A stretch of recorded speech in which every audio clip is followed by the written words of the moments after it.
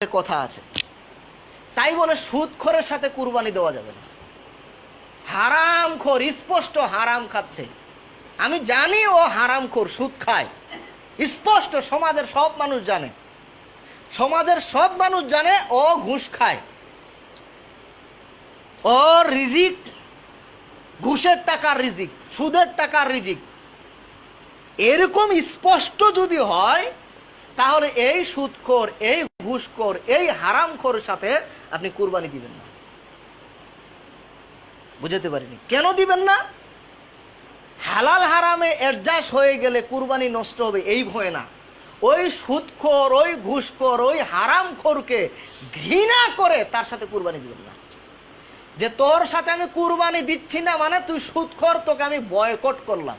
কি করলাম? বয়কট করলাম, তোর সাথে আমার কোনো সাথ নাই।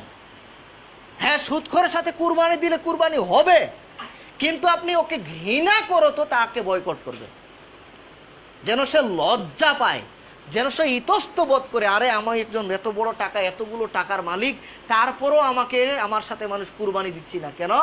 আমি বলে সুদখোর। তখন তার মধ্যে কি আসবে? একটা ইতস্ত বোধ আসবে, লজ্জা বোধ আসবে, ঘৃণা বোধ আসবে। এই জন্যে এই সুদখোর, ঘুষখোর, হারামখোর, যে স্পষ্ট হারামখোর, তার সাথে কুরবানি দিবেন না। হ্যাঁ, সুদ খায় না না খায় বা গোপনে খায় আমরা জানি না, ঘুষ খায় না না খায় এরকম আমরা জানি না, খেলে গোপনে খেতে পারে।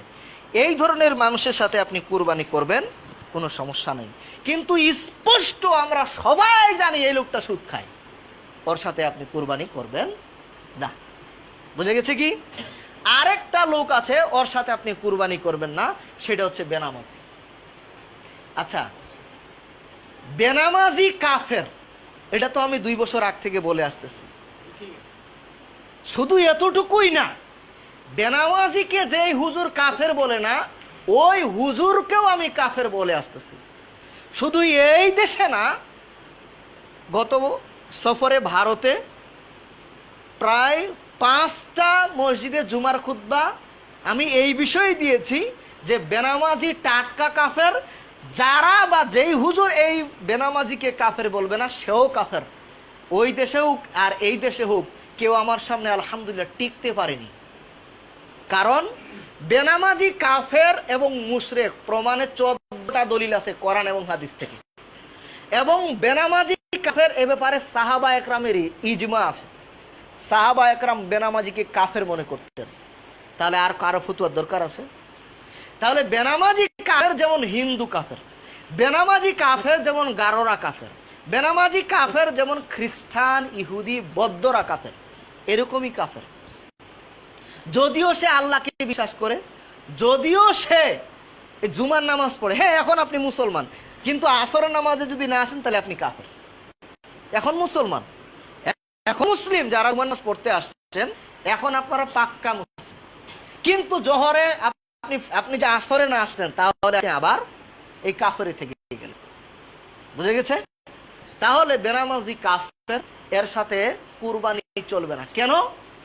এমন কেউ আছে যে আপনার কুরবানির সাথে হিন্দুর শরীক ঢুকাবেন আছেন কেউ, গারোকে শরীক করবেন আছেন কেউ, খ্রিস্টানকে শরীক করবেন আছেন কেউ? কেন কাউকে শরীক করবেন না? কেন খ্রিস্টান, ইহুদি, বৌদ্ধকে শরীক করবে না? কেন হিন্দুকে শরীকে নিবেন না? কারণ হিন্দুরা কাফের। হিন্দুরা যেমন কাফের, এই লোকটাও তেমনি কাফের যে বেনামাজি।